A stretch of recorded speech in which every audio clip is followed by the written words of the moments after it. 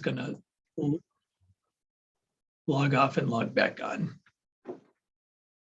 And Eric is joining us.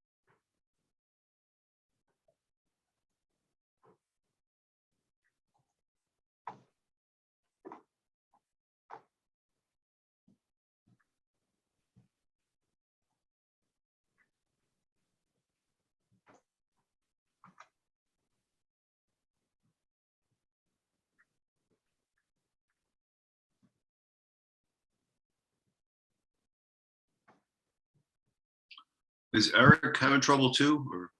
Looks like Eric might be, but I believe that might be Eric's phone number there. Zoom is doing updates, so even when I went on, it tells you that it's updating you, and then it kind of kicks you out and you have to go back in. Oh, okay.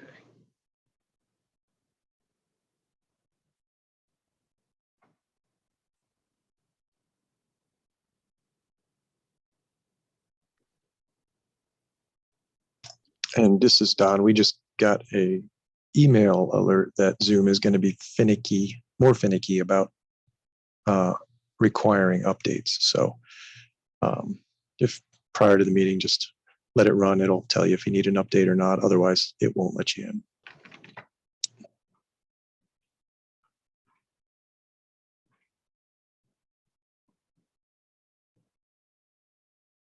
All right. So is everybody, I know I just heard from Janet, and she's not going to be here for at least for the start. She may join us later, I think.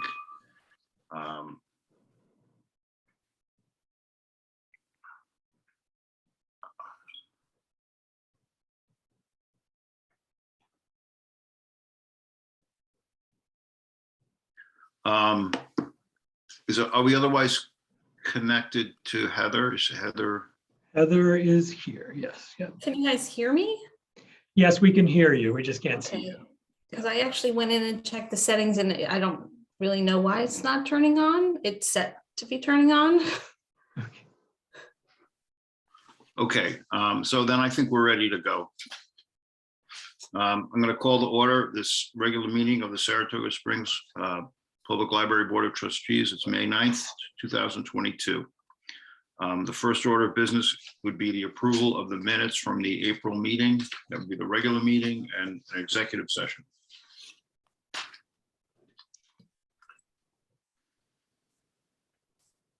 Frank, I did have one suggestion for revising the minutes, and I'm not sure, Denise might be able to clarify this because she mentioned that she thought that the suggestion I had made was actually shown in the version that was posted, but it doesn't show up in the version that was in our board packet. It's under.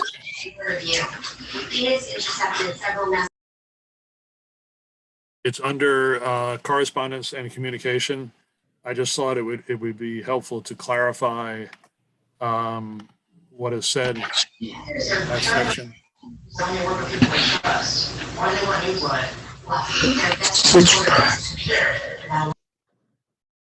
I can't understand. Is that Denise that's talking? Yeah, it was noise from Denise. I'm not sure if she's actually saying anything or if it's ambient noise. So I mute her. Well, it turns out the minutes online are corrected, but for some reason, it didn't pick up with the minutes that I sent to you, Mike. And I was having trouble with OneDrive. Don's gonna run a little mini lesson for me. Maybe it was me, maybe it was OneDrive, but on the website, this, website, they are definitely corrected, so that everything should be fine. But I will double check to make sure tomorrow that they didn't change again. All right, let me see. I believe I'm at share. Huge.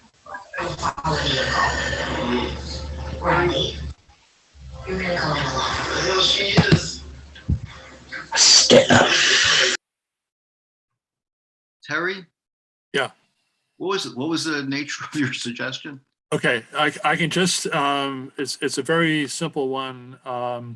In the sentence under correspondence and communication, the first sentence says Frank Brady and all members of the board received a letter from Linda Stiles concerning meeting room booking that was supposed to be for a nonprofit and found out it wasn't. I was suggesting that you strike the clause beginning that was supposed to be, and instead say that violated library policy since Ms. Stiles' organization was not a nonprofit. All right, and I don't know if you can see the screen I'm sharing now. I'm sharing the version that's on the website where it says exactly what you just said, Frank. So. Yeah, I think that's much better, Terry. Thank you. That's much clearer. Did anybody have anything else? I'd be happy to move. I'll move adoption with that change recognized. This is Katie. I second that. Okay, all in favor of the adopting the minutes with that change and the executive session minutes, say aye. Aye. Aye. All opposed? All right, the motion carries. Both sets of minutes are adopted. At this time, I'd like to go out of order. I believe we have Claire Ingram and Jennifer Allen here. And I think, Claire, did you want to give a report or an update? I did. Thank you very much. I appreciate the opportunity to share this update and also the rescheduling of the agenda. So thank you very much for that too. Wanted to take this opportunity to share with the board a little bit more detail about some things that have been happening with the Friends of Saratoga Springs Public Library, and also to introduce our incoming executive director, Jennifer Allen, who is also on the meeting tonight. So over the past year, the Friends have really focused on rebuilding the organization through infrastructure and resources. We've had a successful year financially, and we're happy to say that we have reached the 300 plus member threshold again, which we were at less than half of during COVID. A couple of other things, from moving all of our IT infrastructure from 4 various providers and services for online storage and communication, centralizing all of that. And another very recent change is that we are aligning our fiscal year with the library's fiscal year. So we've adopted a May-June fiscal year to close that gap. And then starting this July, we will have a new fiscal year to align with the library. And upcoming, we're looking forward to updating our bylaws to modernize those, have a full review. And we're also looking at our logo, working with library marketing and public relations to align the two. It's overdue for a refresh. Finally, Jennifer Allen is joining us here tonight. She's been working with the Friends on a part-time basis, kind of ramping up, and she will be fully full-time come mid-July. And just to shed some light on the reasons why we're making this pretty monumentous shift, very exciting time for the Friends. We really wanted to ensure that there was stability for the organization that has historically been exclusively volunteer-led. We also wanted to make sure that we could build on the foundation and the past growth. One of the things that Jen will really be focusing on is managing day-to-day operations for the Friends, particularly our retail bookshop, and ensuring that the board can actually focus on supporting and being catalyst to kind of push and more direct than implement. And finally, increasing from nearly zero our foundation, corporate, and individual giving to the Friends, or through the Friends to the library, really, so that we can complement the retail and the membership revenue streams and really diversify that. As we learned during COVID, a single revenue stream is not very strong when it closes for several months. So with that, I just wanted to say, you know, Jen, if you wanted to add anything, Jen brings a really strong development and marketing background, most recently, currently as Director of Development and Marketing for Saratoga Independent School. And like I said, she'll be moving over full-time in July. Thanks, Claire. I don't really have much more to say. Just thank you for having us here. And I'm really looking forward to getting started full-time and working really closely with the Friends board as well as Ike and this board to really align the two organizations and make sure that what we're doing is as beneficial for the library as possible, because that's what our mission is. That's our goal. So I'm really looking forward to supporting the library moving forward in more ways and getting started. So I look forward to meeting you all in person soon and getting to know you a little bit better. That's great. I'm glad to hear that you have a dedicated somebody dedicated like that to run the bookstore, and you're like bringing your vision, Claire, to that organization. You can see that the impact it's having. I think that's really great, and you know, we really appreciate the support that you give to the library, and we really appreciate some of the changes that you're making. Thank you very much. Likewise. It's been really appreciated to work with the board and with the library during somewhat challenging years, but finding opportunities to really take a lot of self-reflection and rebuild, and then, you know, rebuild stronger. So we're grateful for everything and looking forward to working with you all. And just a point of clarification, should there be any questions, Jeff is not going anywhere. He is continuing on. He's enjoying a very well-deserved vacation around the library. So if you haven't seen him, that is the only reason why. And he will be continuing on as manager of the bookshop, so that we can really try and grow our operations beyond the bookshop through Jen's support. Sounds great. Yes. Does anyone have any questions for Claire? And please feel free. My email is executive.director@fsspl.org. So if you have any questions or ever want to get in touch with me, happy to chat anytime. Does anybody have any questions for Claire or Jennifer at the moment? I guess not. All right. Thank you so much, Claire. Right. Thank you, Absolutely. Jennifer. Thank you. Thank you. Have a good evening, everyone. Thanks. Bye. Welcome on board. Okay. The next up is the financial reports.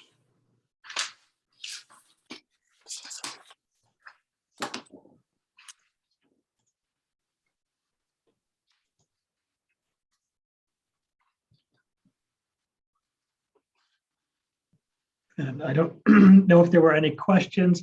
I did have, a point of clarification when it comes to the income report from last month. There was a question about the miscellaneous income that was reported as a refund from the insurance company, an insurance refund, which I, at that point, off the top of my head, thought it might be the dividend payment for the pool that we're in. Actually, what it was, just to clarify, was a refund of premium that we had paid for workers' compensation, which was based on an audit of our payroll. And for workers' comp, we pay based on what our projected payroll was. The audited payroll came in significantly less. And so the money from last month that was recorded as a refund was a refund from workers' comp premiums based on the audited payroll. This month, you'll see in the miscellaneous income is the dividend for the insurance pool that we're in, which actually turns out to be significantly larger than the refund that we got from the for the workers' comp. Mike, can you remind me what Envisionware is? Check number 69989, or Eric for 14,739.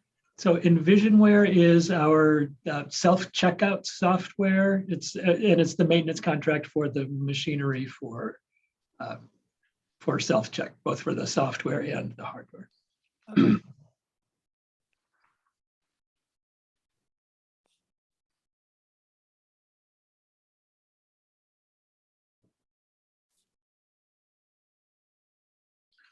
Like, what is the Midwest tape again? I'm sure you told me. Sure. Midwest Tape is where we purchase most of our, no tapes anymore, but that happens to be the legacy name of the company. It's where we purchase AV materials from. So movies, music, audiobooks.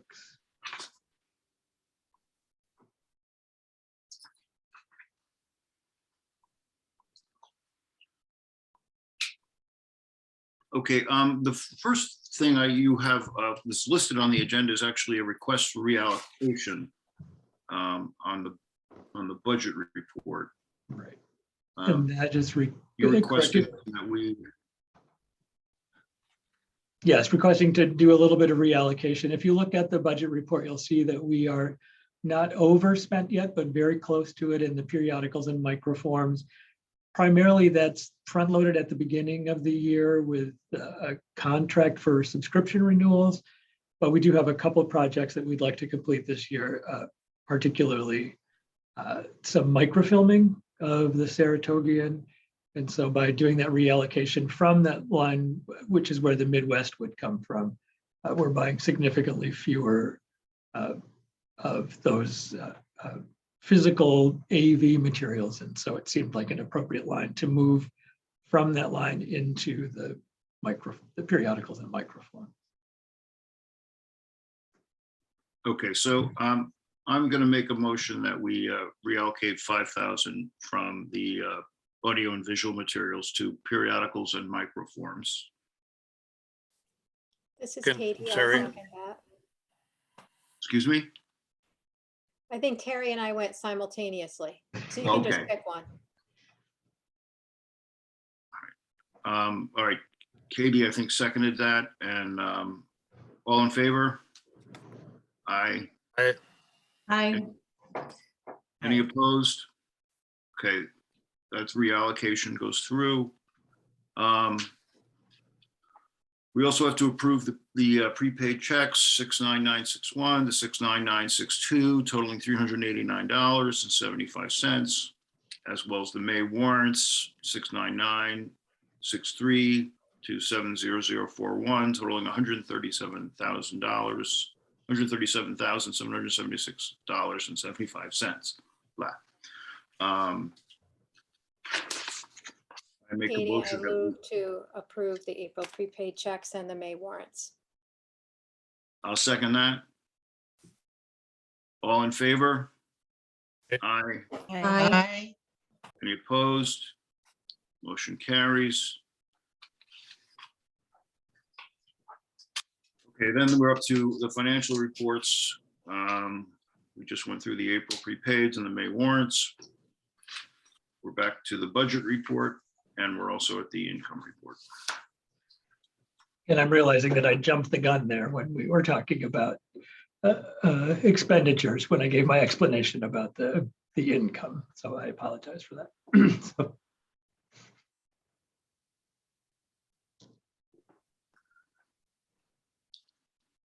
Okay, so the other, you don't think, are you okay on electronic resources then? You're not looking for allocation there? I believe that we are, although, yeah, since we're getting very close to the end, and those are primarily ebooks and databases.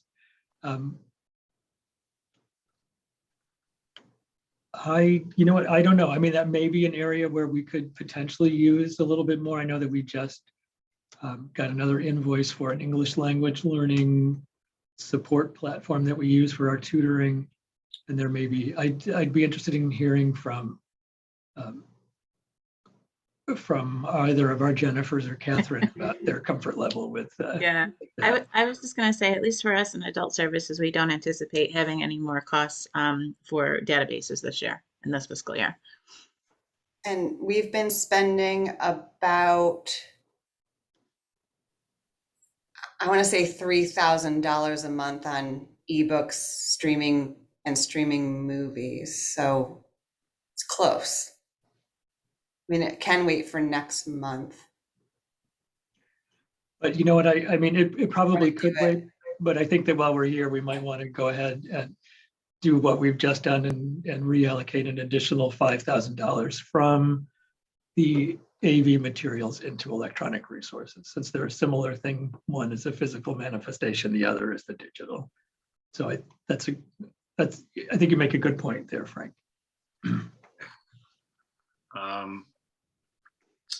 Okay. And before we do that, does anybody have any questions about the income report?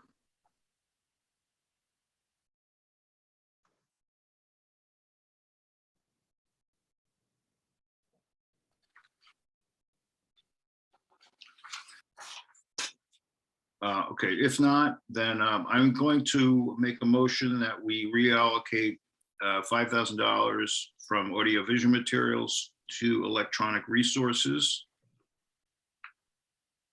This is Heather. I'll second that. All in favor? Aye. Aye. And if someone would like to make a motion to approve the financial reports. Terry, I move to approve the financial reports. This is Katie, I second. All in favor? Aye. Aye. Any opposed? Okay, financial reports are approved. The next thing is the president's report. I just wanted to mention, and I sent out some information, I think late. I meant to get it out earlier to the other board members regarding a change to the open meetings law. They recently signed into law some changes to allow for certain for video conferencing under certain quote unquote emergency circumstances. You know, that could include like sickness or childcare. It bears some worth studying. I sent around some materials. It's not a decision we have to make. There's we don't have to adopt any changes at all. And I had a brief conversation with Ike about it today, and I think we have to see whether or not it really is going to work for our library. The kind of suggestions they're making on allowing video conferencing. Because the way I'm reading this material is that if someone is allowed to video conference, then we have to go, like, it has to be completely video conference. Everybody has to, the public has to be able to be able to comment, and while we certainly have the technology to do that. To do it like just the day before, or in an emergency without a lot of notice might be a kind of a stress on Don. So I'm not sure, but when you get a chance, just maybe look at those materials and we could talk about it next go around about whether or not that's something we want to put in place. Or not. So that's all I wanted to say. Do we have any public comment? We do not. Correspondence, communication? Same, nothing, nothing to report there. Okay, then I guess we're up to Mr. Pulver's report. All right, I didn't know if there were any questions about my written report, but the main thing that's been on our mind recently is the change in the CDC COVID community level, which went very rapidly from low to medium and from medium to high within a matter of days. And that means that three metrics have been met: the community transmission rate, hospital capacity, and hospitalizations. Both reached a level where the CDC, that the CDC has determined that our COVID community level now is at high. And their main recommendation to the public when that happens is that members of the public should mask up well in indoor public places. Following that guidance, the way we've chosen to interpret that, based on our experience with resistance on both sides of this issue, resistance to people wearing masks and people not wearing masks in the absence of a mandate, the way we've chosen to interpret it, or to guidelines that we've chosen to implement, are that people who are together for extended period of time in enclosed spaces within the library. So in meetings and in programs and staff working together in shared and community spaces, we're asking them to mask up. But when people are not gathered together and are able to keep some distance in spaces where there's freer airflow, we're certainly recommending and encouraging that people mask up, but giving them the option at this point. That's how we've chosen to take a middle path here. If you go out into the community, we may be the only people who are requesting masking in any circumstance, even in the group settings. So we're still a little bit of an outlier there by asking people to mask up in certain circumstances, but we think it's the safest thing to do at the moment. The other thing, as far as our reopening goes, where we are still a little bit on pause, is in our Treehouse Room, which is a space within the children's room. So the children's room is open and has been open for months now.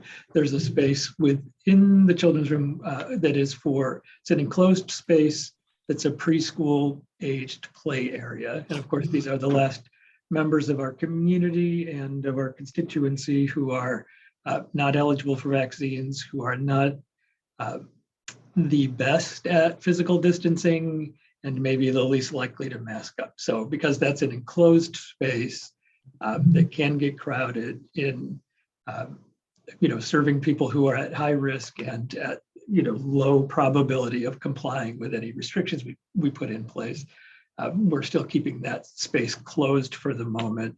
We have, however, looked at and set a metric at which we'll ease into reopening, and that is when community transmission, which is one of the three metrics used in the community level, when that gets down into the moderate or low level for an extended period of time, when it's not likely to bounce back up from day to day. When it gets down for an extended period of time, then we'll reopen that space, and also at that point look at expanding indoor programming and seating and capacity.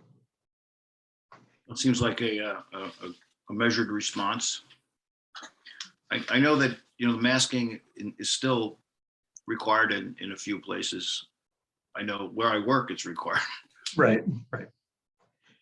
So, yeah, and in most places where there is, that aren't necessarily open to the public, it's easier. But when you've got a steady flow of traffic from all segments of society, it's when it's harder to make a one-size-fits-all rule for everybody.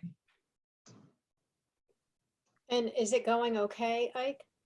It seems to be going okay. There is, like I said, there was resistance when we didn't make this change immediately when that high level hit. People were discouraged that we weren't making a requirement at that point. It took us a day or two to figure out exactly what the best response was.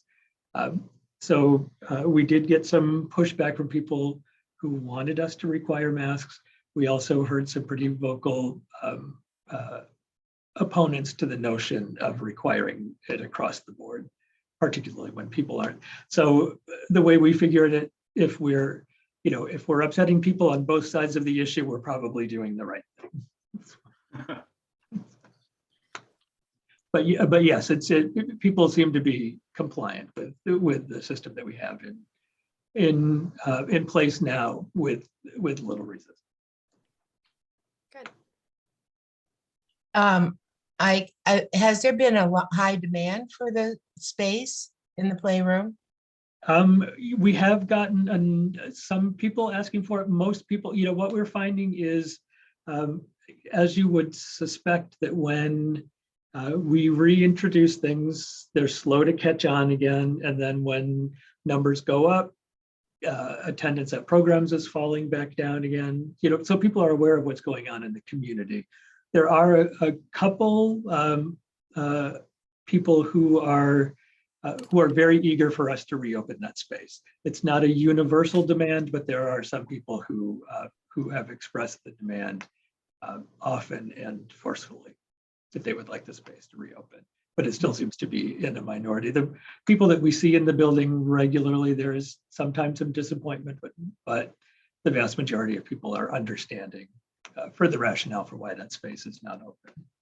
Mm-hmm. I don't know if Catherine has anything to add to that, if that's a fair assessment of the situation. And I was wondering how the renovations are going in that. Maybe Catherine can In share. that space. So I would agree with Ike. We get regular questions about it, but it's rarely anyone who's very upset. They're just interested. Mhm. We've been doing a big refresh in the space. So we painted some, we moved some things.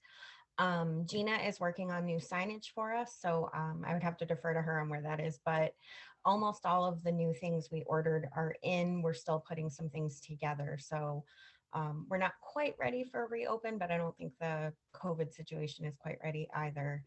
One of our big things that we're trying to focus on is knowing that people are going to have health concerns after a pandemic. So we're trying to put some plans together on how we can rotate our toy collections without having to invest a huge amount of staff time in cleaning and worrying about chemicals.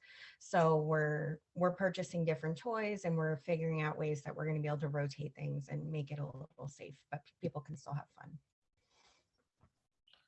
Well, sort of along that lines, I guess, are there ways in which we could retrofit that space? Maybe with, I know we got new air filters and stuff throughout, but that particular closed space, is there other things we could do? And then there's also the light that they say you just slide things under a light and that can make them safe again. I don't know if that's the kind of technology we would use. So oh no, go ahead, Catherine. If you. We did put one of the new air filters in there. We've looked at a few different options for cleaning materials, and I won't say that there's not a good solution, but a lot of them are very person intensive, which tends to be the thing that's hardest for us. Staff is expensive, time is expensive. So we have been looking at that. I've been kind of keeping my eye on what other libraries are doing also. Pretty much across the board, the toys are going to be the last thing coming back. It's even in a non-pandemic year, the toys go in the mouth, it's just not. So yeah, we're definitely exploring every option. Thank you. Right. And, and as Catherine said, when we're looking at, so we are purchasing new toys, focusing on hard surfaces rather than soft surfaces. And so, gone may be the days of teddy bears and soft dolls and those sorts of things in favor of toys that can be, spray disinfected, or that even better can go into a dishwasher. So we did a number of years ago purchase a dishwasher for this very purpose. And now, as Catherine said, we're looking at purchasing multiple sets of toys so that they can be cycled in and out.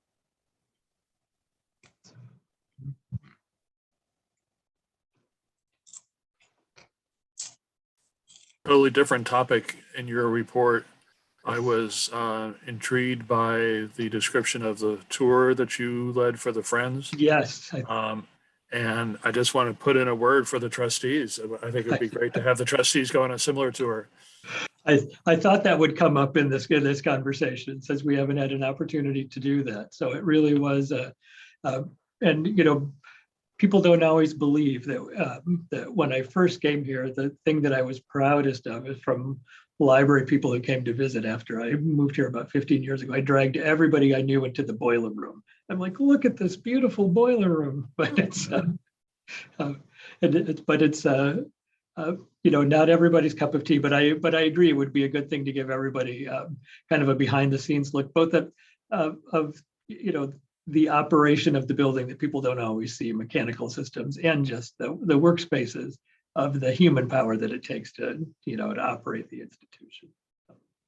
Maybe that could happen when we start meeting in person. again. Absolutely. Yep. And I think that might be a great thing to do. Later on in the agenda, we put, potential for board development dates. So that might be a thing to look at that point too.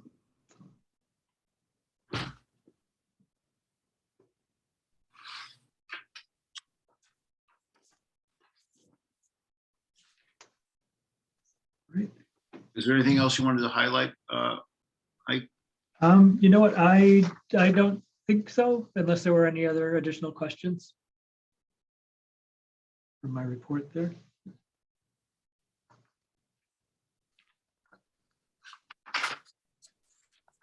Certainly active in the community. Great. What's that? I said you're certainly active in the community. I try to be. Yeah, I am excited to say that we've got, over the next couple days, we'll be interviewing a couple dozen students for Rotary Education Foundation scholarships. And those interviews will actually happen here in the library with us all well masked up. So. I could ask you later, but I'll ask you, are we anywhere with the assistant director position? So we are going to start the recruitment for that in very short order. We would like to get that completed. We have Kelly, who we anticipate will be taking some parental leave in the mid to late summer. And so we hope to get that close, if not completely completed, by the time she's ready for that temporary departure. So yes, within a matter of days here, we'll get that process going. Okay, thank you. You're welcome. I believe Jen Ferris is next up on the hit parade. Hi, I really have nothing to add to my report. It's a lot of sustainability stuff because it was Earth Month. Coming up next. On her election. Oh yeah, thank you. I don't yes, that's a big shoes to fill there, but I'm happy, like this coming month, we've got the Bike to Work Challenge that we are participating in. Patty Raftery has been the captain for years and stepped down, and she's helping me take off my training wheels. As I like to say, she keeps giving me hints on how to make it more successful. And she also brought to our attention Sustainable Saratoga's campaign for No Mow May. And I appreciate that Rick was willing to let the dandelions grow and the grass a little taller so that we could help save the bees this month. So thank you. Jen, could you explain what a disc repair machine is? I can. So it is a machine that cleans and buffs out scratches in our DVDs and Blu-rays and music CDs so that we can give them another chance at going out and being successfully played in someone's player. That's great. I wish I had one of those. Yeah. And I would like to comment that this is a very technologically advanced Japanese piece of machinery that challenged our abilities. And when you're doing expert repairs by phone, it's not always as easy to imagine how you're going to get there.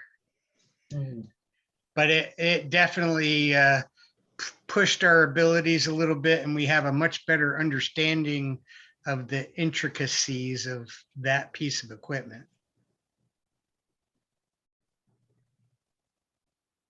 How often have we won the bike to work day? I don't have a good answer. Do you recall, Ike? Like ever since you've been here? I feel like we've won it for the last, so there are two awards. One is for the number of people participating, and then one is for the percentage of staff. And we have, I would say for the last at least 4 years that we participated, we won the largest team, and then for at least the last 3 years, we've won the largest percentage of employees. So, wow, dominated. Yes, that's right. That's right. Ike, would you win for the longest bike ride to work? Yeah, I don't think I would, but I also do have to admit that since I live halfway up a mountain, I drive my bike to the bottom, park it there so that I can make it home. So I do ride my bike on bike to work day, but I don't ride it all the way up to Lake Desolation. That's a long ride. You get extra bonus points for that. That's right. Thank you, Jen. Catherine, you here? So probably probably the most interesting thing is not in my report, which is we're hoping some chickens will hatch. The chick cam is live on our website, so if you're also excited by the eggs, you can check. But so far, no cracks. Otherwise, we have a lot going on. People are really excited to do some school visits next month. We're getting excited about summer reading. So Sarah and Renee both are going out into the schools. They have a ton of visits lined up.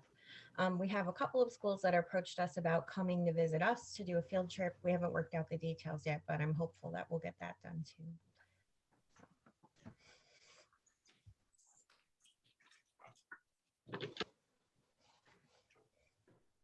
Where did you do the life-sized Candyland game? Renee set that up in the community room, and with a lot of things that we're trying to do, we are, instead of, I guess our old goal used to be as many people as possible, right? We want as many people in the room as possible.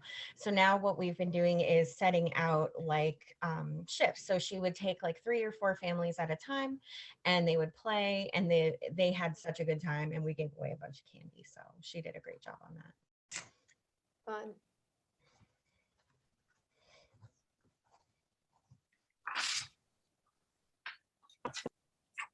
Thank you, Catherine. So Katie, I don't know if you can see your screen. The picture right there in the middle is the Candyland board setup.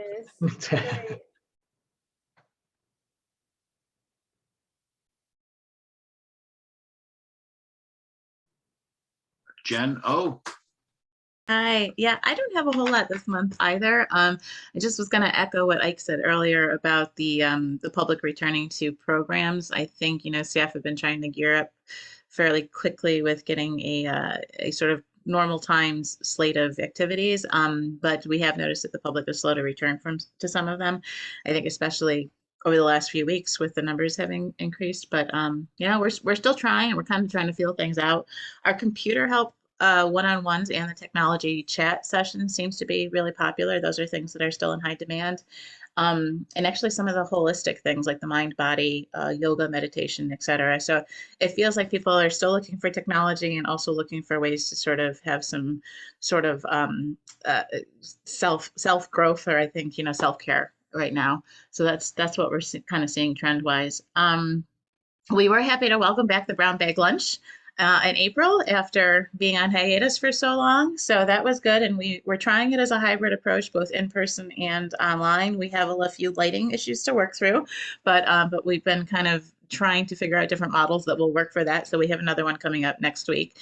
And other than that, just a lot of new hires and training over the last couple of months. There's been a lot of dominoes, people either leaving, filling positions from people that retired during the time when we were closed. You know, we have some really wonderful computer clerks who have then moved into part-time librarian roles. My computer clerks have left. So knock on my head, I think that we are hopefully done for a little while. Our latest new person just started today with their training, so I'm crossing my fingers that we're good at least for a little while on that. So, but yeah, so we're humming along and kind of trying to get back to normal as much as possible.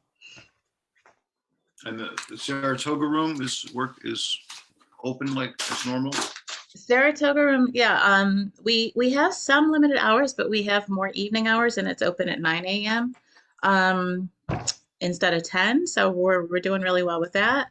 And Michelle, who's our new archivist, is wonderful. She's hit the ground running. She's got a great display for Business Week in our lobby. When you stop in, you'll see Death Wish Coffee Company loaned us some of their inaugural items that are on display there. So yeah, it's going well. And actually, we're just looking forward to a lot of, I think, interesting programming coming from Michelle and collaborating with her too. Okay, great. Does anybody have any questions for Jen? Doesn't sound like. Thank you, Jen. Okay, thank you.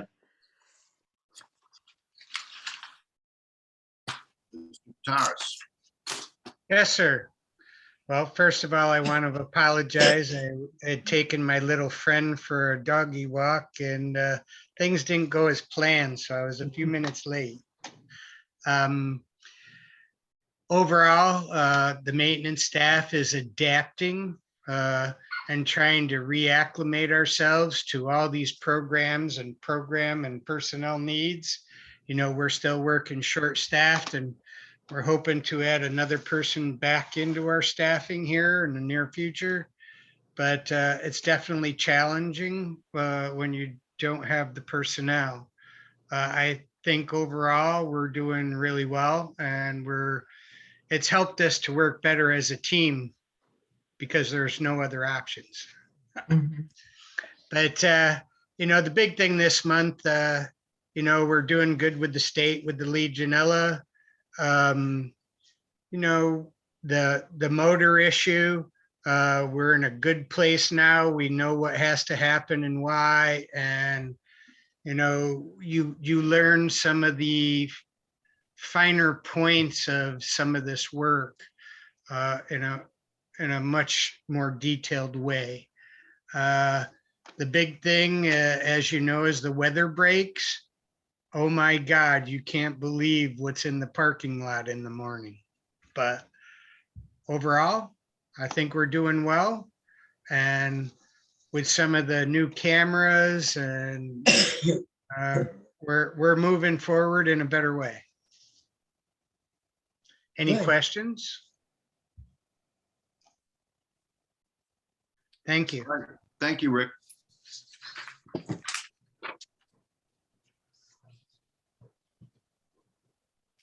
Kelly? So we have a few appointments again this month, and we're still recruiting for quite a few positions. Most going well, some not going so well. And then I also wanted to revisit the policy review that we talked about last month. Okay, so why don't we, you need to appoint a computer clerk part-time and a librarian one part-time. Yes. Okay, I'm going to make a motion that we appoint Jenny Friedman as a computer clerk part-time, and that we appoint Caitlin Costa, librarian one part-time. I'll second. This is Heather. All in favor? Aye. Aye. Aye. Any opposed? Okay, those appointments are done. Okay, so Kelly, you want to talk about paid family leave? Yeah, I basically, what I wrote out, I wanted to make it a little bit less confusing. So I kind of gave some scenarios to hopefully make more sense for everybody. So if anybody has any questions, I'd be happy to answer.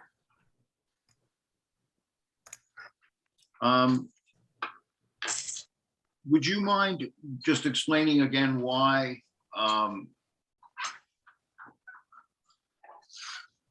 though it's actually the library doesn't spend as much money when somebody's on paid family leave? Right. So when somebody goes out on paid family leave, the library does not pay their salary. The insurance company pays the 67% of their salary. So really, the only thing the library is paying towards is their health insurance, the library's portion of the health insurance, and then the accruals if that gets approved. The employee still pays their portion of the health insurance by sending a check to the library every month. So it's essentially cheaper for the library in a sense to have somebody go out on PFL because they're not paying that person's salary while they're out for the 12 weeks. Okay. What happens in the scenario that someone uses the PFL, potentially accrues all of those benefits times, but then they resign? Then that's a good question. I mean, that's the same thing as if, and how we were talking last month about if somebody retires, right? When somebody, say we get the accruals in July, like we normally would, and then they want to retire in September, we have to figure out that calculation of how much time are they allowed to take. So really that's sort of an unknown. If they resign after they take all that time, I don't really have a good answer. That's the one thing I don't have a good answer for. And I would say, I think, Katie, that's a very good question. Yeah. And then perhaps the policy about the disposition of those paid time off balances at the point of separation could be clarified to say that, because right now they don't take, so sick leave is not paid out. The only benefit that would be paid out at the point of separation would be vacation. And so, that could potentially be modified to say that vacation time accrued will only be paid out if it's accrued based on actual work time rather than time on paid family leave. And that question would also really only come into play now before we switch, if and when we switch over to the accrual based system. At that point in time, that wouldn't be an issue. Why is that? Why would it not be? Because when we switch, so right now we sort of front load or we credit the employees before they earn necessarily. So January and July, they get 87.5 hours twice a year. So if we switch to the accrual system, which we talked about a little bit last month, they would get, they would earn as they go. So they would get hours every single paycheck. Right. Right. So it still could potentially, there could potentially be a payout theoretically owed, but it would be much smaller. So so unless we modify the policy to say that any vacation time accrued while on paid family leave won't be paid out, we may want to set a time limit, within, if the departure happens within. Well, could you make it contingent on their return to the work?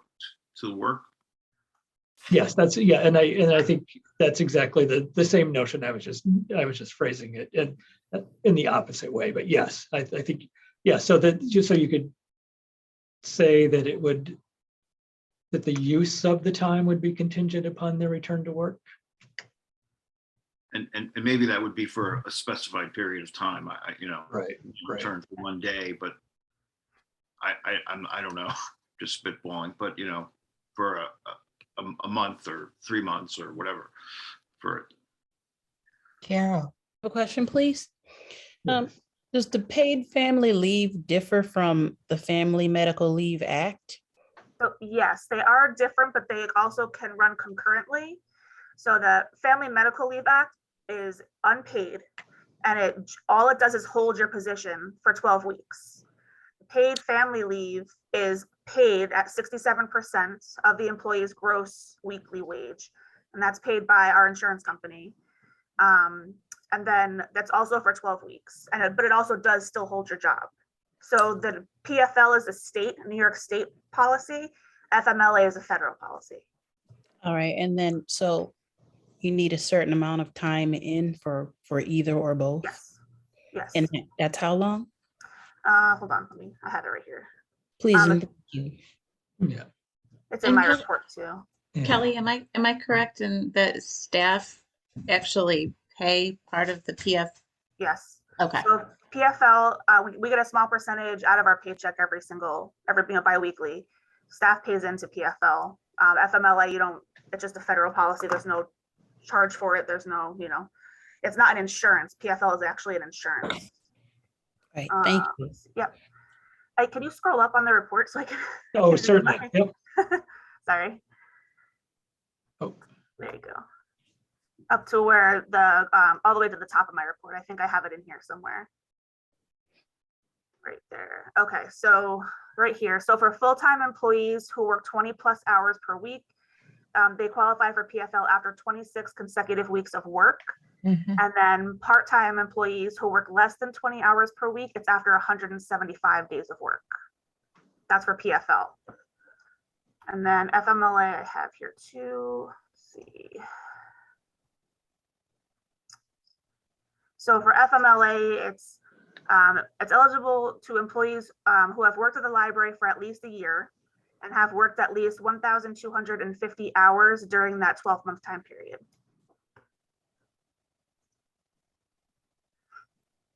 So Thank you. is there any way to address Katie's concern in your proposal? Can I kind of say, can you guys hear me? I had to Yes, join on my yeah, phone. yeah. So I can kind of, so at Polly said, we decided to not do accrued time off on PFL.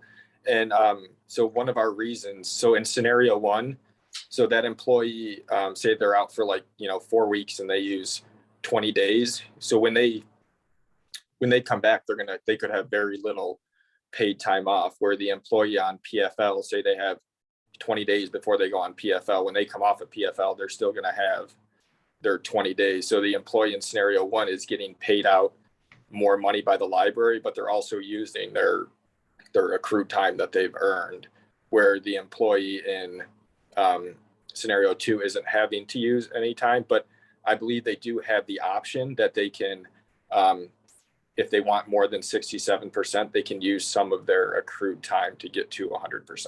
Right, and that's the point of allowing people to accrue, is because it's very, very little money going out on 67% of your gross pay.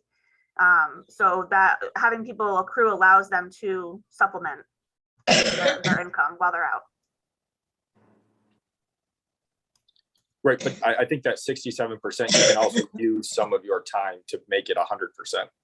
Right, that's what I mean. So like using your accruals, your paid time off, you can get the 67% from PFL, but then you can supplement that with your accruals, with your paid time off to make 100%. Right. You can't go over 100%. Right. It has to meet so what your pay is. So like what we do, so like say somebody chose to supplement it and make it 100%, then they would still accrue time based off of that 33% that they're contributing towards their PFL, but they wouldn't earn on the 67%. If that makes sense. So Eric, can I just clarify what I just heard you say to make sure I'm Yep. hearing that?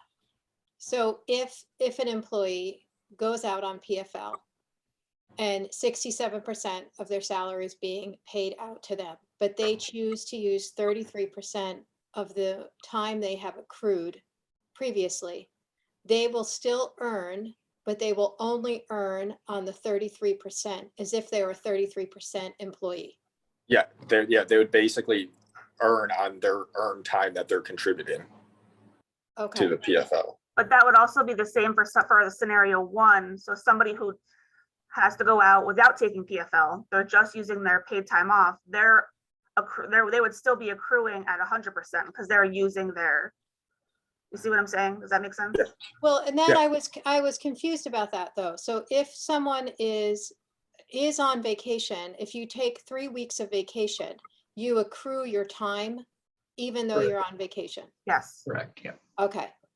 Yeah, it's basically off of accruals are based off of 2,080 hours, or if it's 40 hours a week, 52 weeks, it's off 2,080 hours. And then any overtime, like at least for us, any overtime is not, sorry, I'm speaking for Polly said, not the library, but any overtime is not. So you're capped at that 2,080 hours. You can't earn more than that accrual. Right. So it's slightly different because the library's on a 35-hour work week. So it's 1820 is our magic number. So it but the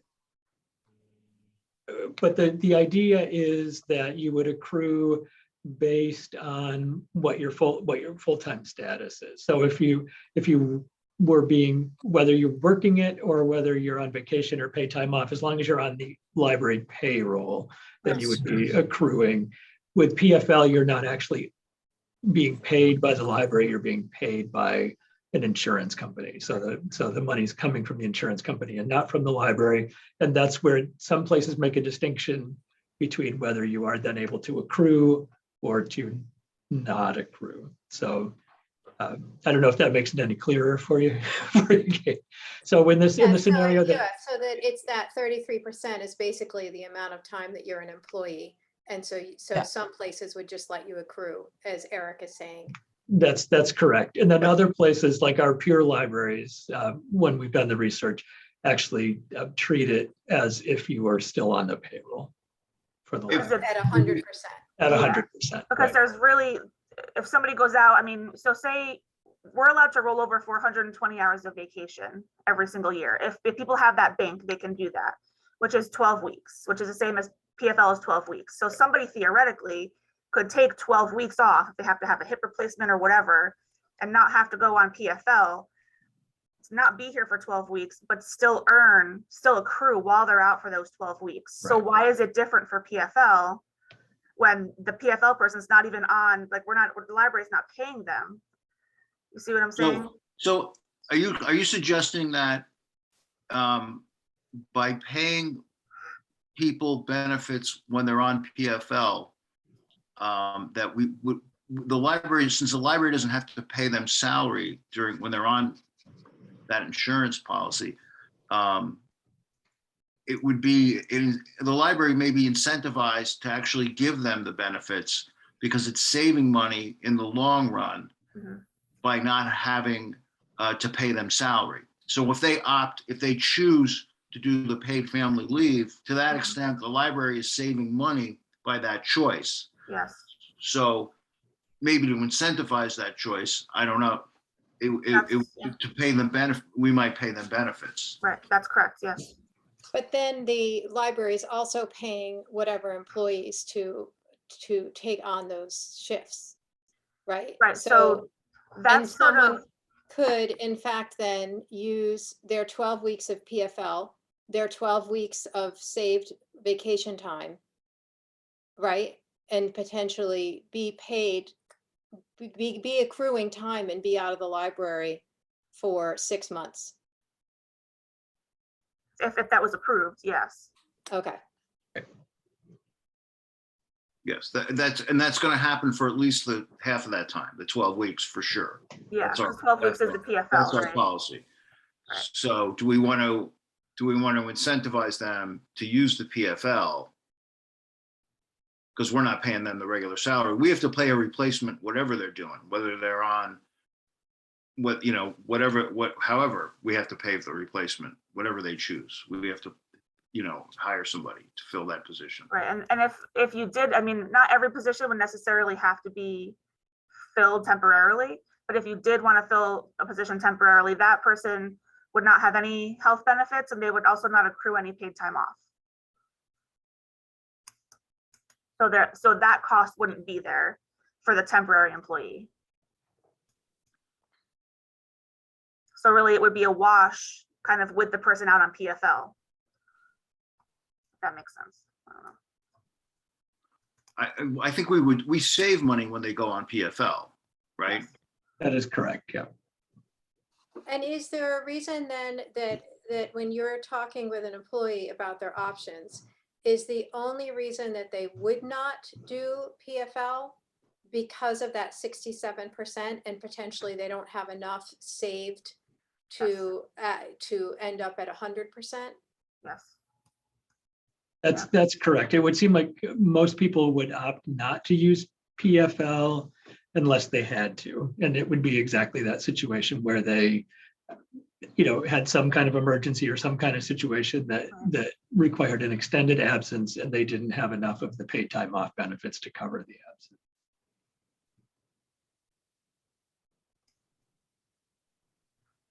Thank you for clarifying. I would still, if we do this proposal, Katie raised this concern about, and I'm wondering if there's some kind of other language we could put in there about that the benefits earned while on PFL are not available. I don't know. I have to think about the language, but they're not available until employee has returned for 3 months or something like that. But then if you sort of hold that paid time off, the Yeah. reason for this policy is because people will need to use that paid time off to supplement their 67%. So if you hold it until they come back, then it's sort of pointless because people will be forced to come back early because they can't afford to be out on 67%. So that's why this policy kind of came up in the first place. I think if we did this, then I think we would need to be prepared to revisit this depending on experience, Yeah. And like I said before, that concern I think is a very temporary concern. If we switch, in what were we saying, like January maybe next year to the accrual based, right? Because then that concern wouldn't really be as big as it is right now. So really, the concern would be for Heather and I because there's nobody else pregnant right now or who's going to go out necessarily. So I'm coming back, I can promise. I mean, could you make it so that the accrued time off can still be used, but like it's not subject to payout if the employee leaves? Something like that. So you still let them use it, but they can't just like it has to be used as time and not a payout. Right, it has to be used as time, not subject to a payout. Yeah. And I think that accomplishes the goal and also protects from somebody just leaving and having to pay that time out. Yeah. I like that idea. Yeah. I think that's a good suggestion. Yeah. And that's an easy thing to write right into the policy.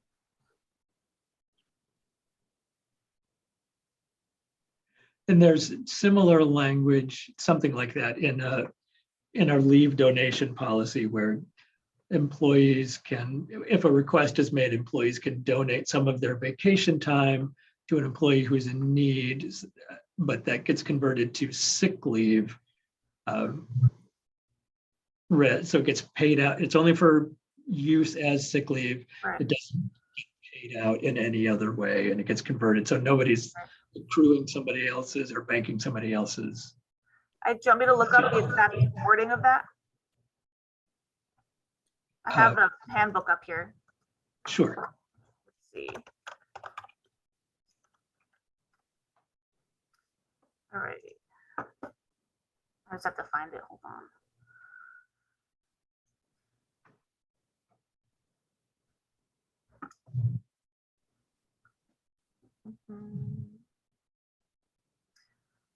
Yes, okay, so it says donated hours will be converted to sick leave on an hour-for-hour basis. No conversion to dollar value based on the donor's or recipient's hourly rate shall be made, nor will donated time be paid out in cash.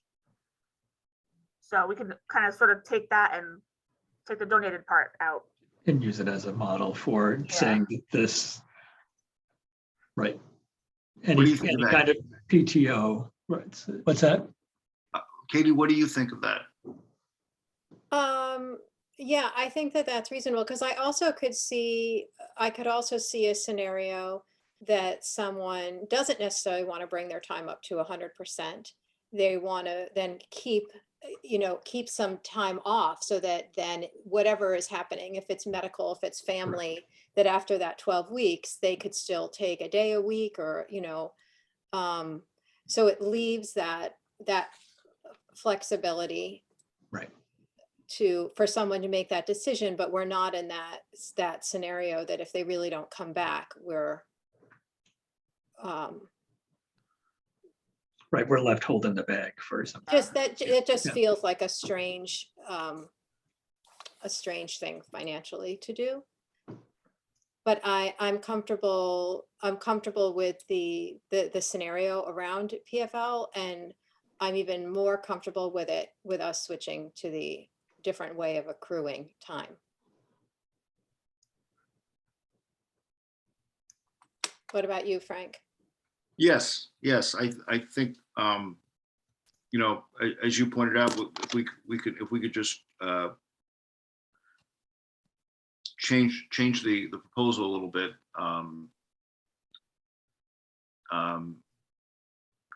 So somebody can't just then claim that as cash benefits and leave. Right. I don't know, is this something that we need to work out the language right now, or? Kind of, because Heather needs to know. Right, we do have at least one And relatively imminent situation. Yeah. And then I guess the only other thing I wonder about the language is that piece of when, which is not really with this policy, but how long we're held potentially with someone's job if you did both, if you went through all your time and your PFL, you know, Right. at what point both of those have us holding someone's position. And I mean, know like that's a little bit of a tricky situation with how you're trying to cover the hours for the other employee. Right, outside of PFL, I think it's sort of a case-by-case basis based on what the department head and I can approve for that department. Right. I don't think there should be a blanket for everybody, because I think everybody's a little bit different. But they could say, you're only one of two people. If you've used all your PFL, we can't just continue to hold your job indefinitely. Right, and that's Once PFL is over. Right. Right, and that's why, you know, FMLA protects both the employer and the employee, so it's a Job Protection Act for up to 12 weeks, but it also gives the employer, you know, some right to say, if your absence is extended and we need the work to be done, you know, we may need to hire somebody else to do the work. Well, Frank, you're the attorney. How do you want to draft the language? Well, I'm working on something. I have it here. I have something here too. So if we say, so if you see underneath my, in the red, employees will continue to accrue all paid time off benefits while out on PFL. We can also add hours accrued while out on PFL will not be paid out in cash. In the event that the employee terminates employment or something. Yep. Within a period of time? Yes.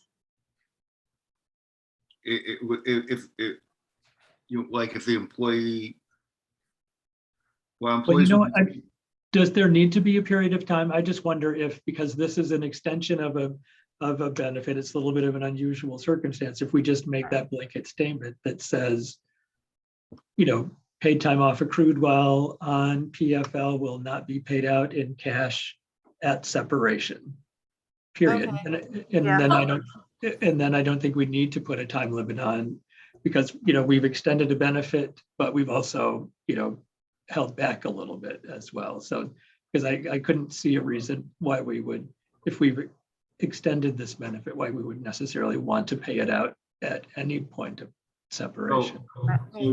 So how about something like, while employees will, I put while to introduce this, while employees will continue to accrue all paid time off benefits while out on PFL, hours accrued while on PFL will not be paid out in cash at separation.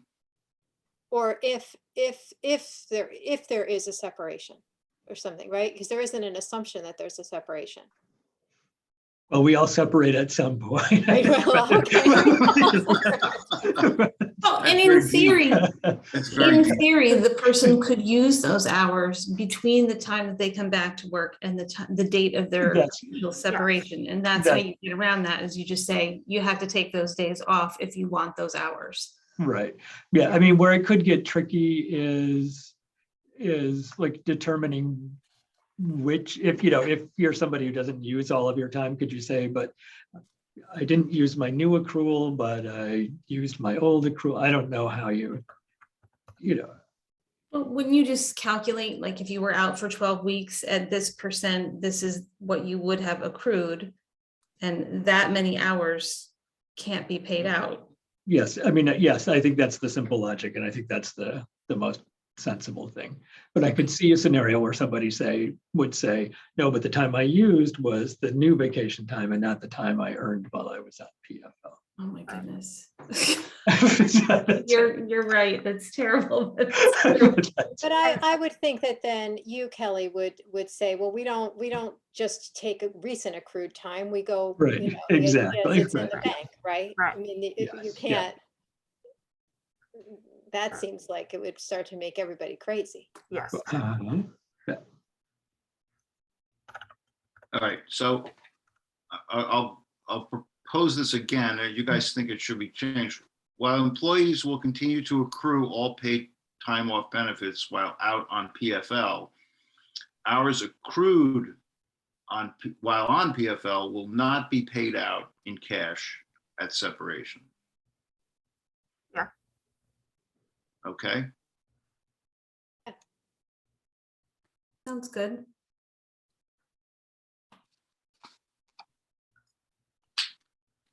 Okay.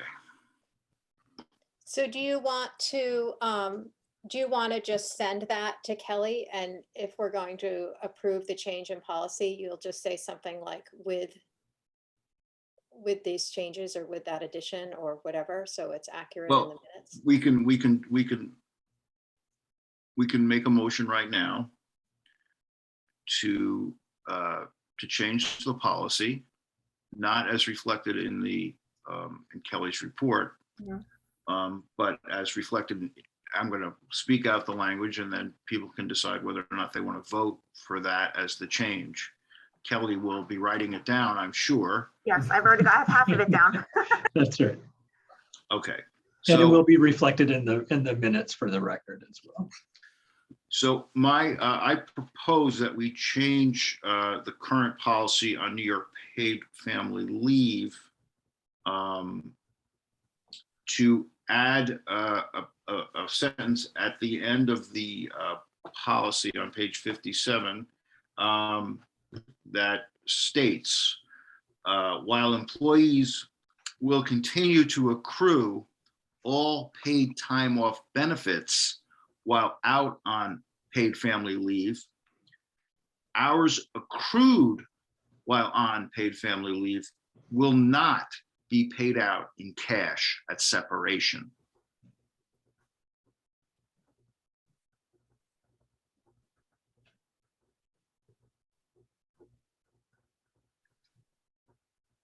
Was that a motion? A second. That is a motion. That is a motion I am proposing, yes. Barry just seconded. And Terry seconded. All in favor? Aye. Aye. Any opposed? Aye. Any opposed? Okay, that motion carries. It's amended. Thank you. Thank you. Thank you, Kelly. Thank you so much. And I don't think we approved the other piece. Did we? Did we approve that first, Frank? The employees that Kelly had asked us to appoint? We appointed them, yes. Okay. Yeah. And there was something else in your report, Kelly, health insurance, open enrollment, I believe. Yeah, we're working on that. Ike and I have our heads deep in spreadsheets about health insurance. So we're sort of, that's sort of tentative still. Okay, so there's been some increase in premiums and we're trying to address that. So it Yes. doesn't take too big a bite out of the salaries of the employees. Right. Yes. Right. So, and you know what, maybe, I mean, we could potentially have that discussion right now if you don't mind. What we got the information about the premiums from our insurance broker, and they were a little bit higher than we anticipated. And so what we were looking at about a 3% increase in premiums. As it turns out, depending on the plan, it's about that or significantly higher. And so what we traditionally have done is the library offers a number of plans, and we pay a portion of the premium.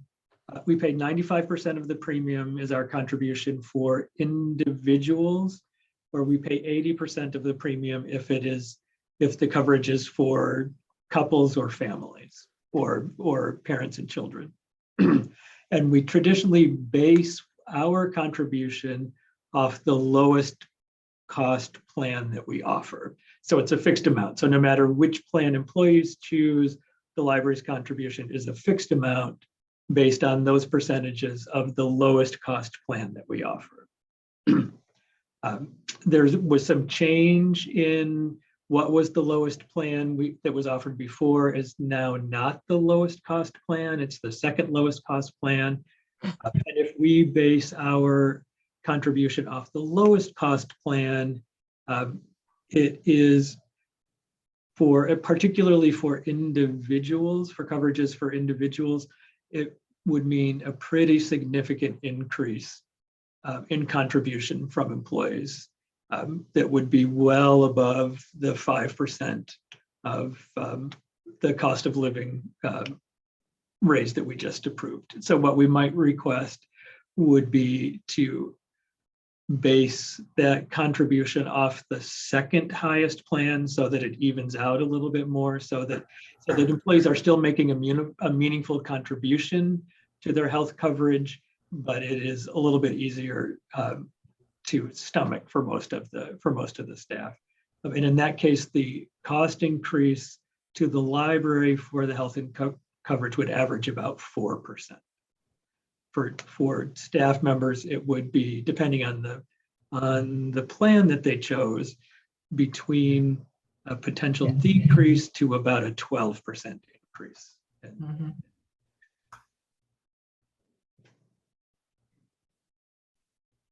Yeah, maybe you could give us like like when you're ready, to explain it, like how it would affect like an average employee on each plan or something. Like, Yes. is the lowest cost plan a HSA eligible? I don't know. I don't believe it is. We don't, yeah, I don't think, we only do the flex spending here. I don't know. I'd have to ask Eileen. Right. I mean, the only HSA that we do, Eric, is for retirees. Yeah. All right, because we have a similar, we do something similar where we put more in, so the contribution is more than the cost of the lowest plan, so we make up that difference with like a health savings account contribution, so that the employee contribution remains the same, even though it's putting in more than the cost of the lowest plan. That's why I just mentioned that as an option if the lowest plan is a health savings account. It's not. I mean, and these are all, they're all great plans.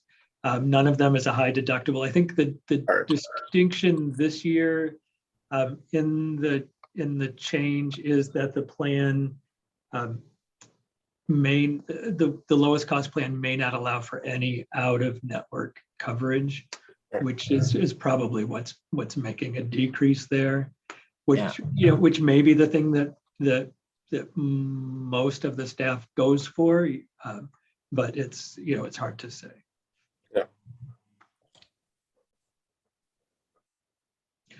As we look at it now, it's about 50-50, the staff members that we cover who choose the individual coverage versus those who choose family or couple coverage. It's about half and half. The biggest, and no matter how you slice it and dice it, the biggest percentage increase in staff contribution is going to be for the individuals. And when we did the budget and allocated for insurance for next year, did we put in enough to absorb these increases? We did, yes. Yeah, okay. I mean, it seems it's just the nature, it doesn't seem surprising at all that it's more expensive. That it would be more, yeah, it was just more expensive. You know, we were anticipating like a 3 to 6% increase, and instead what we wound up with a 6 to 12 or 13%. Yeah, it's depressing. Yeah. Is that something you need us to act on before our next meeting? Like, do you? I mean, I think it would be helpful if there were some some action from the board to say that we could, you know, that if it falls within what we budgeted, we can base the contribution on the second lowest. And there is some precedence for doing this. We have done it. We did it once in the not too distant past where we based it on the second lowest plan rather than the lowest plan for a very similar reason. So do you need board action now, or you just need a kind of a? It would be green helpful light? now, and I say that, I mean, only because, I mean, we could do, because we have open enrollment coming up in a couple of weeks, and so it's for staff to be able to make an informed decision about what their anticipated expected contribution will be. It would be best to have those numbers now, although there is a little bit of time, you know, since our year doesn't start imminently. It would be odd for the open enrollment to start before we knew the exact numbers that we were asking people to contribute. Right, but you were just thinking to ask us to approve a range. Correct. Right, not, yeah. Is this amending handbook language somewhere, or is it just an advisory resolution to you? Actually, it may be in the handbook. But if it's only for 1 year, if it's just for this fiscal year, Right. then do we have to change the handbook if it might go back to using the lowest plan for the next? Kelly, do you have the handbook open I to see do, what yeah. the exact language is about contributions? To look it up. Because there may be some room there. Find it. Let's see. And I apologize for this coming at the last minute. It was just a thing that just within the last few hours that we got numbers. Let's see. Okay. Health insurance. So you want to know what it says in the handbook about contributions? About employee contributions.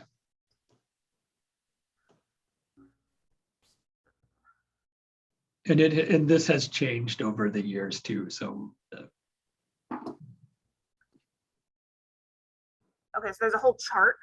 right. So, It says employees who are eligible for health insurance share in paying the premium cost of library sponsored coverage as follows. And there's a whole big. right. And what does it say about the most current employees? Let's see.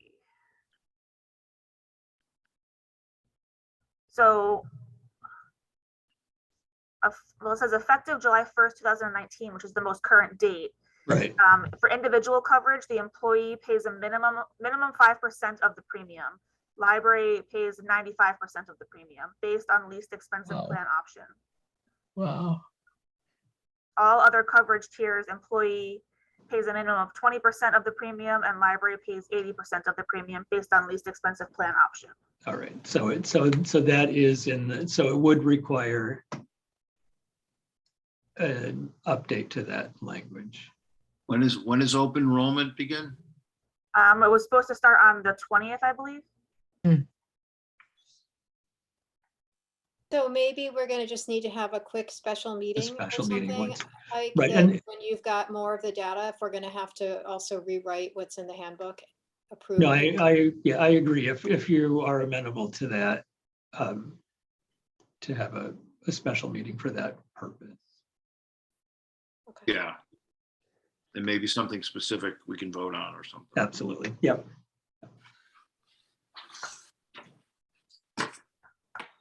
All right. Thank you. Okay.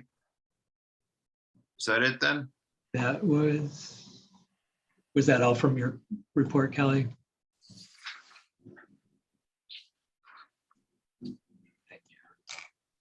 I think I think that was everything in her report. Is there, what's next on this agenda? So next on the agenda, we heard the report from Claire. I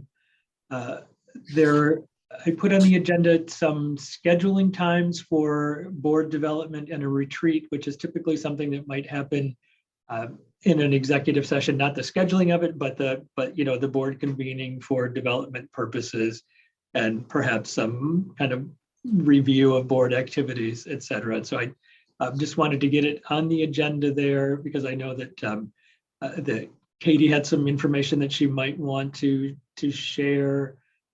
We have new trustees, departing trustees. And so just to get it out there that we want to get something on the schedule for a board retreat. I didn't, that's why it was a late addition to the agenda here. And I didn't know if you had any preferences for dates, times, weekends, evenings. Katie, did you have an idea of like how long you kind of envision a discussion and self-evaluation?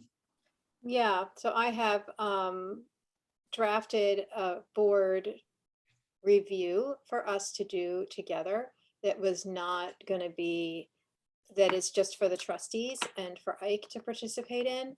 It is not something that we will have quantifiably completed, that will have a rating scale and averages and all of that. It's just something for us as a discussion. So I am going to send it to you. And the question was partly and I predict, maybe a half an hour to have that conversation. And so the question is, do we want to do that after our June meeting, when we would adjourn that June meeting?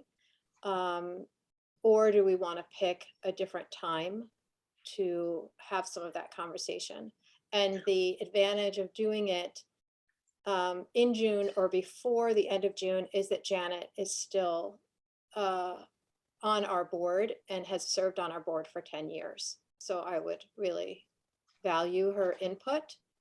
And it is not something that we then need to file anywhere, or it's just for our own benefit.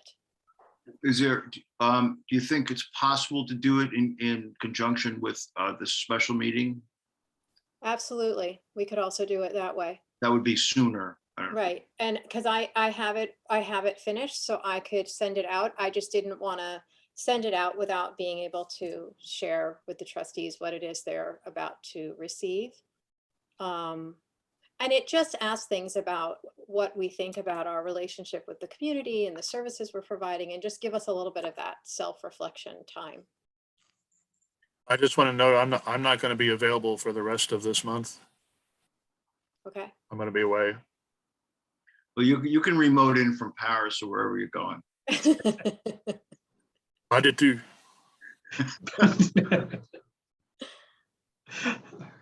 Well, when Ike has the insurance piece, Terry, we can set out a couple of different options in terms of then how quickly he needs that back, or whether we're going to then look at something sometime in May or the very beginning of June, or I'm not sure what he's going to think. And then if you can, and if not, you'll have seen it, and you're welcome to then also just email any thoughts you have. Okay, that's fine. All right. And then I wasn't sure if we wanted to just give some thought to combining this, and maybe not now if it's combined with a special meeting, with if there's some additional board training or even onboarding or development that we want to do in person at some planned date in the future as well. But it sounds like there may be this may be something that's accelerated before we do a larger board And retreat. that may be part of the conversation of what do we think we need when we talk together, potentially for board development. Do we need extra help understanding financial reports? Do we need, do we understand the strategic plan? Whatever, may come out of that conversation to look at for the future. Are you comfortable with that too, Frank? I think also, the newer board members, might, if they have questions or stuff that we can help with, who've been on the board for a little longer, hopefully that could be part of our discussion. as well. Ike, when do you think we would have to schedule a special meeting? Special, I mean, it would be great if I anticipate that within the next few days, we'll have wrangled the numbers to be able to give you something more concrete than we just have done. So I don't know if What about next Monday? Does next Monday work for people? But That's the 16th. The 16th? What time is the I have sales? 7 p.m. sales, Okay, 7 p.m. Oh, that's the sales annual meeting, Nate. right.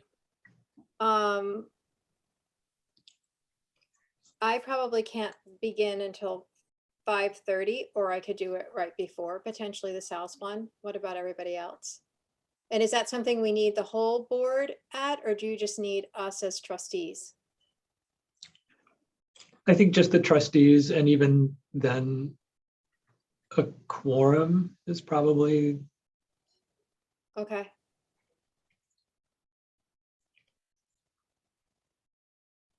All right, so do you want to, I've been trying to link these, but maybe that's not a good idea. Because the special thing will be quick, right? right. And I would anticipate that once we have numbers and a more concrete proposal for you, that potentially the health insurance thing could be a little sooner. I wonder how people feel about Friday even. We have our half-day staff day on Friday morning. Might there be an opportunity on Friday afternoon? I could do that. You're talking Friday the 13th? Friday the 13th, yeah. Could do it. I think that works for me. I could do, it would need to be like 3:30 for something, 4:30, something like that.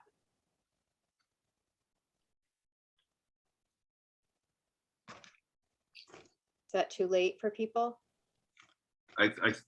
And more the end of the day is good. That's fine. Yeah, for me as well. So 4:30 on Friday the 13th, does that work for most? Okay. Yes. And then you can just let us know, maybe if you get some of that stuff ahead, you could just send it to us so we could see it. Absolutely, yeah.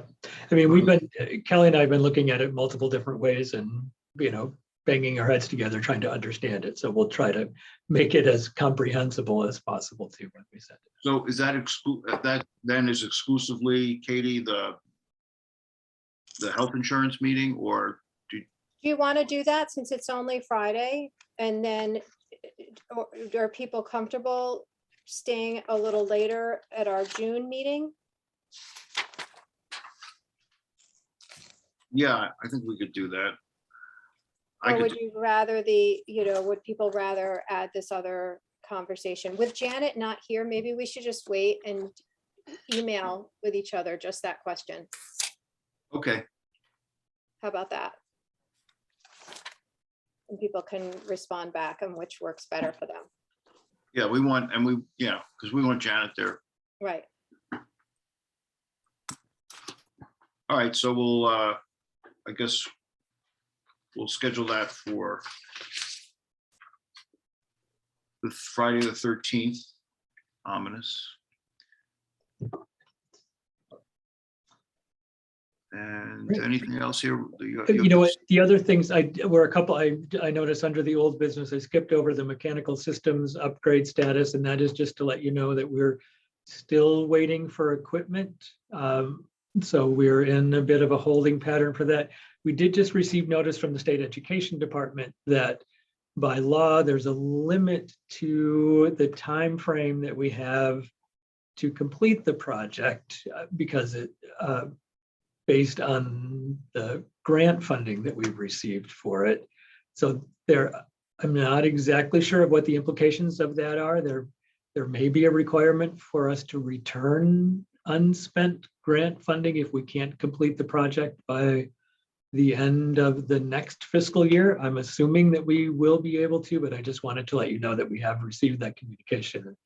That's a remote possibility. We'll be looking to make an extension, the last extension that we're able to make. And this is just because we can't get it because of the supply and demand issue. That's correct. That's correct. Yeah. Yeah. It's the only thing holding us back at this point. Right. I mean, the good news is that there's money in the budget otherwise, apart from the grant funding, to be able to complete it, but it would be a shame to return it back unspent. So, and then the other thing was just a reminder that of the library's opening hours on Friday. We are closed in the morning from 9 to noon for our annual spring half-day staff day, which has, given the COVID situation, pivoted to an all virtual meeting where we will be meeting with staff virtually to have a staff meeting. And then in the afternoon, or the second half of that morning session, will be devoted to people completing state mandated harassment prevention training. So library hours, just as a reminder, are altered on Friday to be open from 1 to 6 p.m. rather than 9 to 6.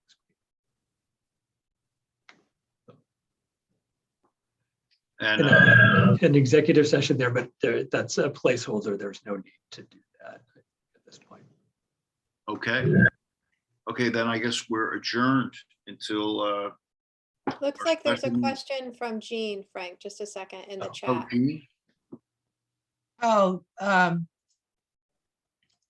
so just that I know sometimes when we're getting to the end of a grant period, we could encumber the funds, you know how much it's going to be, et cetera, et cetera. And so basically you've spent it, though you haven't actually given out the check. So I just didn't know if that's a strategy to get around a grant deadline. Unfortunately, it's not a system that we have in place to be able to do that, but we have some time to explore that as a potential option. With the state construction grant funding, it's essentially on a cash basis rather than on a spending it ahead of time. Unfortunately. Okay, thank you. You're welcome. Okay, I guess we're adjourned then to next meeting. Great, thanks. Have a nice trip, Terry. Yeah, Frank, bon voyage. Terry, Yeah.